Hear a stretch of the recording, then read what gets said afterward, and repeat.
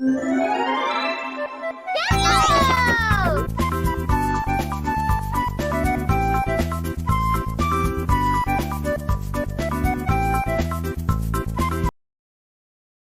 have had a very weird history, you know? Going from a race that focused on bioengineering and enslaving multiple client races to having hive mind bugs we know today. Genuinely, I don't know what's scarier, a race that enslaves you to further their own agenda, or the single-minded, dispassionate consumption of you and all your friends. I see you horny weirdos over there! Get out of here! As you can see, Tyranids were revamped a few times for their introduction in Rogue Trader to what we would settle on for 3rd edition and onward. Though the Tyrannic Wars wouldn't be fleshed out until 4th edition, with the Battle of Mccrag box set and narrative event. The point of that event was to re-establish the threat and power of the Tyranids. Now, over 2 decades later, there have been a total of 4 Tyrannic Wars thus far. But what happened in these wars? Why should newcomers care? And why is your friend who plays Ultramarines crying in the corner? That's me. I'm the one that's crying in the corner! Let's get into this! For those that don't know, the Tyranids are not a native species to the Milky Way galaxy. They come from the outer reaches of space, and are such a dangerous threat that the Necron's own supreme leader, the Silent King, dubs them the single greatest threat to existence. And the only reason they found the Milky Way was because the Ultramarines and Night Lords during the Horus Heresy blew up a psychic lighthouse, basically ringing the dinner bell for the Tyranids to follow. Though we don't know exactly when the Tyranids arrived in the galaxy, the Imperium's first official encounter with the species was in M41-745, when an inquisitorial force led by Inquisitor Kryptman would investigate why the ocean world of Tyran and its fellow planets had gone dark. Turns out, all the lush and resource-rich worlds of the Tyran system had met the fate of the good suck. Suck. Suck. Suck! Nothing was left on the worlds in the Tyran system. Not even microorganisms survived. The only thing Kryptman and his forces found was a hidden cache of data files on Tyran itself, showing exactly what happened. Kryptman learned not only the new threat, but the reason Tyran didn't send out an SOS, because the now newly dubbed Tyranids had a shadow in the warp that disrupted communications. A quick note, the Imperium uses Psykers to communicate over long galactic distances and to navigate the warp. The Tyranids' shadow in the warp ability basically overshadows the warp, being described as a static that gnaws and claws at one's mind. The only upside is that the shadow in the warp fucks with demons of chaos as well. Either way, Kryptman raced against the clock, trying to get ahead of the Tyranid Hive Fleet tearing its way through the Eastern Fringe, wiping out hundreds of worlds in just days, and adding the biomass of those planets to their might. Luckily for the Imperium, Kryptman won the race and reached the world of Mccrag, the center realm of Ultramar, and home to the Ultramarine Space Marine chapter. He delivered whatever he could, and the Ultramarines were able to fortify Mccrag and recall Imperial forces from the ongoing Damocles Gulf Crusade, basically declaring the Tyranids a higher threat level than the newly discovered Tau, and other major war zones to defend Ultramar and halt the Tyranid advance. This would come to a head at the Battle of Mccrag, which was an absolute shit show, an annoying set of conflicting information. Thanks, 5th edition, you hurt my brain, even to this very day. The main plot point, though, is that the Ultramarines get violated horribly, with Marnius Calgar engaging with the Swarm Lord, a Hive Tyrant variant designed specifically to coordinate and strategize Tyranid forces on the ground. Marnius got the Anakin treatment, and lost most of his limbs in one-on-one combat. Even worse, the Ultramarines lost the entirety of their 1st company, and their 3rd and 7th companies would be nearly wiped out as well. The Battle of Mccrag would end in Imperial victory. With the Hive Fleet being shattered, the Ultramarines and their subchapters would spend the next few years hunting down the remnants of the Hive Fleet that escaped the battle. And for the next 245 years, that was the status quo. Imperial forces would run into what they dubbed splinter fleets and destroy them if able. The next major encounter would be on the world of Icar 4, where it starts with a social revolution? Icar 4 had a new cult pop up called the Brotherhood. The Brotherhood preached that not only was the Emperor of Mankind returning, but he would be returning very soon, which wasn't new to the Imperial Ecclesiarchy, So, using standard procedures, on the surface, the Brotherhood was a truly upstanding Emperor cult. Shocker, they weren't. However, this wasn't just a standard Chaos cult. As it turned out, when Space Marines of the Ultramarine chapter arrived to put down the Uprising, it was discovered that the Brotherhood was a Gene Stealer cult.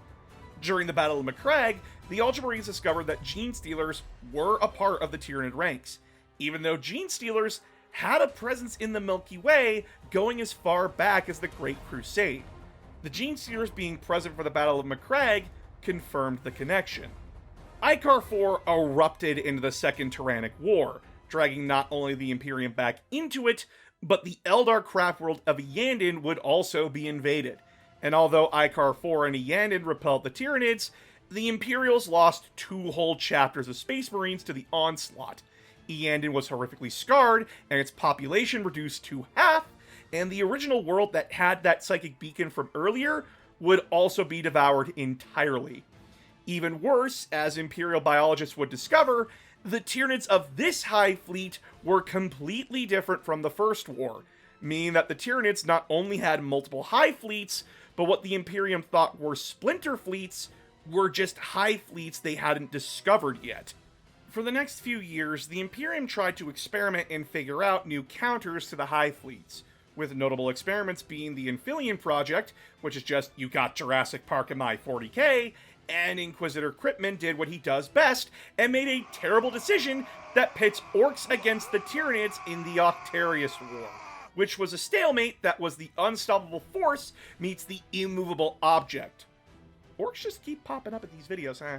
The next major war would start in M41-997, with the invasion of the Blood Angels' homeworld of Baal. Why? Why? Why? Why, oh god fucking why? Okay, the other planets I understand, but Baal is literally a fucking dust ball. A radioactive dust ball. What? Did the Tyranids want to devour the Blood Angels and learn what fucking depression was? Either way, the Blood Angels discovered to their horror that the Tyranids didn't come from the galactic north, but from underneath the galaxy. Yes, I know in space there isn't such a thing as up or down, or even the cardinal directions. But to make it make sense, basically it's like learning that termites aren't just coming from your walls, but your damn floorboards and ceiling too. The Blood Angels would survive the Third Tyrannic War by the skin of their goddamn teeth. Ironically, thanks to the help of the demon Kabanda, a demon who saw the Tyranids' audacity to kill what was rightfully his to claim, and proceeded to wreck shop, allowing the Blood Angels and their subchapters to regroup and counterattack. They were able to hold out long enough for the new Indominus Crusade, led by Robu Gulliman, to liberate their world and introduce the new Primaris Marines to their chapter ranks.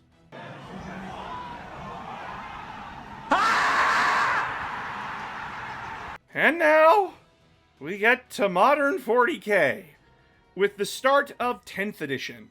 This edition of 40k started with the Fourth Tyrannic War, this time coming from the Galactic West. Yep, the Tyranids have the Milky Way surrounded on all sides, so sleep well with that knowledge haunting your dreams. However, this time, the Imperium was prepared.